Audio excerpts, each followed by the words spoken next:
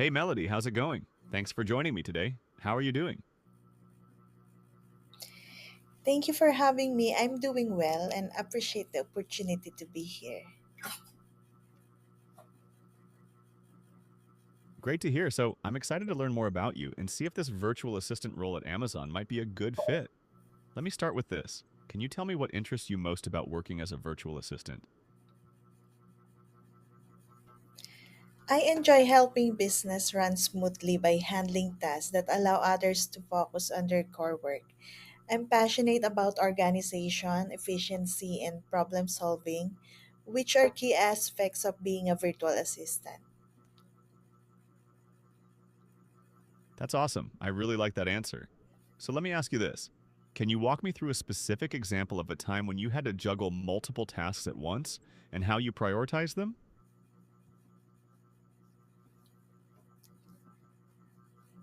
Mm, I often manage several responsibilities at the same time, taking orders, preparing and handling customer inquiries, and promoting products online. To stay organized, I use digital tools like Google Calendar for scheduling, Trello for tracking orders and tasks, and Canva for creating marketing materials. Nice. So you're already comfortable with those kinds of tools. That's helpful. When you're dealing with multiple customer inquiries coming in at the same time, how do you decide which ones to handle first?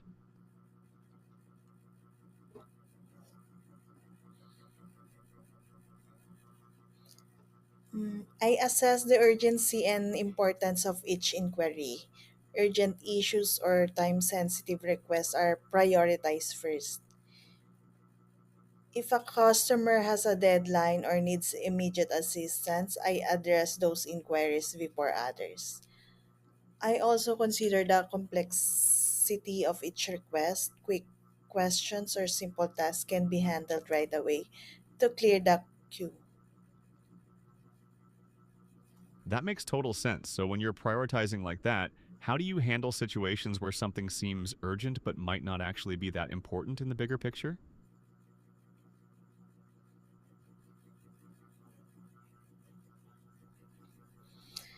I take a moment to evaluate both the urgency and the actual impact of the task on overall goals or operations. If something appears urgent but doesn't significantly affect business outcomes, I communicate with the requester to clarify expectations and explain any necessary delays. Good approach. I like that you're thinking about the bigger picture there. So here's another one for you. Tell me about a time when you had to communicate something difficult or deliver bad news to someone. How did you handle that?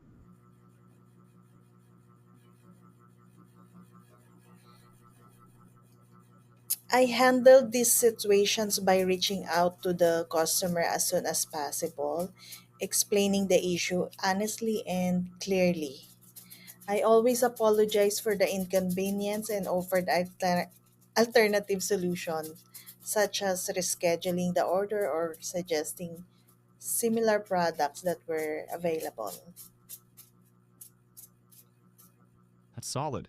So when you're offering those alternatives, how do you know what solution would actually work best for that specific customer?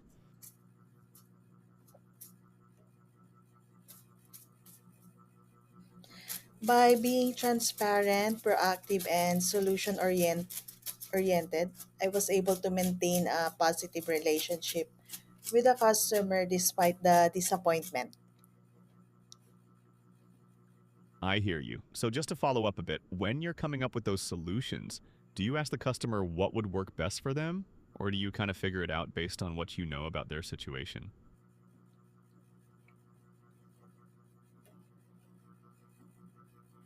I believe in involving the customer in the solution process whenever possible. After explaining the situation, I present a few practical options based on what I know about their preferences or previous interaction, and then ask the customer for their input or if they have prepared solution, making sure that they feel heard and valued. Perfect. That's a great approach. So let me ask you this. Have you ever had to learn a new system or tool quickly to do your job better, and how did you go about that?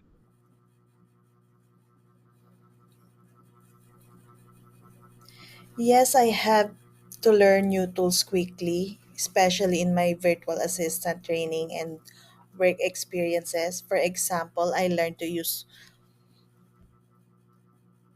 Yeah, what tool did you learn and what made it tricky for you?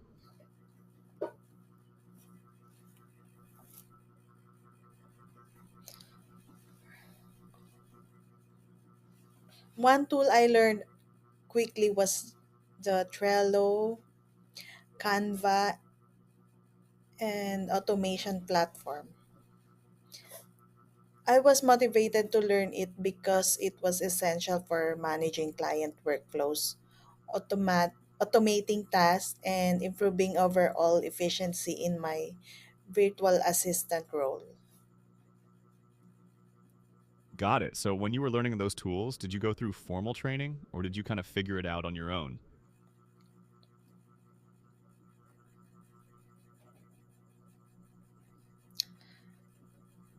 I use a combination of both formal training and self learning. Makes sense. All right, let me shift gears a little bit. If you were working as a virtual assistant and had to handle confidential information, how would you make sure that information stays secure?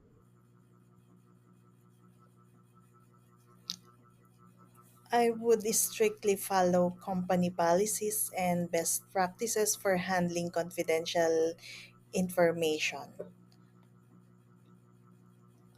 Yeah, that's important. Can you give me a specific example of what that might look like in practice? Like, what are some actual steps you'd take to keep something confidential?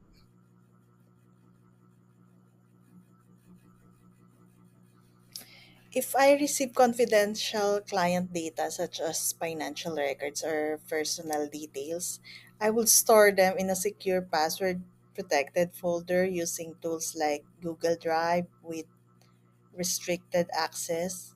I would only share access to these files with authorized team members, setting permissions so others can't download or edit unless necessary. That's good thinking. So, do you have experience working with any compliance requirements or specific data protection standards like GDPR or anything like that? Not yet.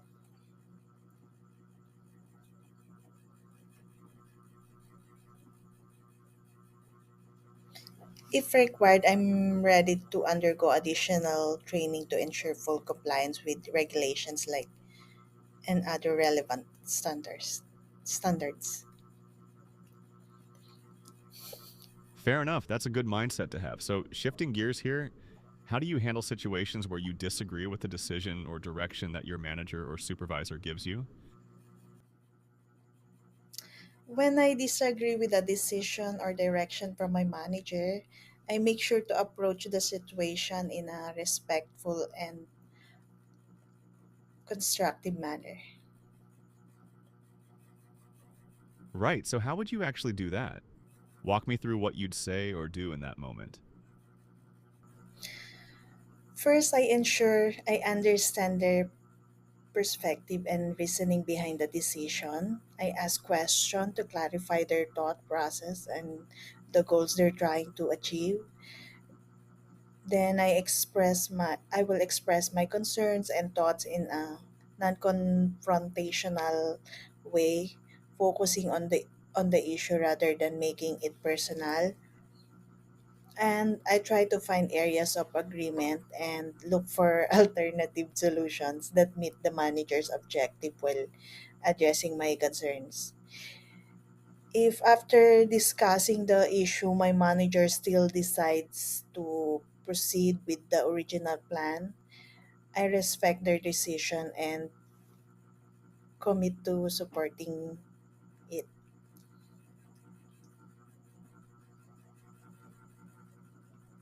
That's a really mature way to handle it. I appreciate that. So, one last question for you. What would you say is your biggest weakness or area where you'd like to improve as a virtual assistant? One weakness I have noticed is that sometimes I can be too much of a perfectionist. which makes me spend extra time on tasks. Yeah, perfectionism can definitely be a double-edged sword. So how are you working on that? What are you actually doing to find that balance?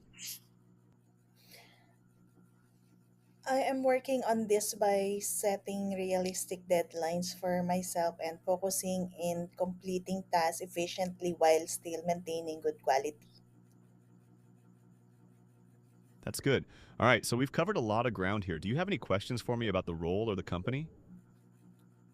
Nothing, sir. All right, sounds good. Well, I really appreciate your time today, Melody. We'll be in touch soon about next steps. Thank you. You're welcome. Take care.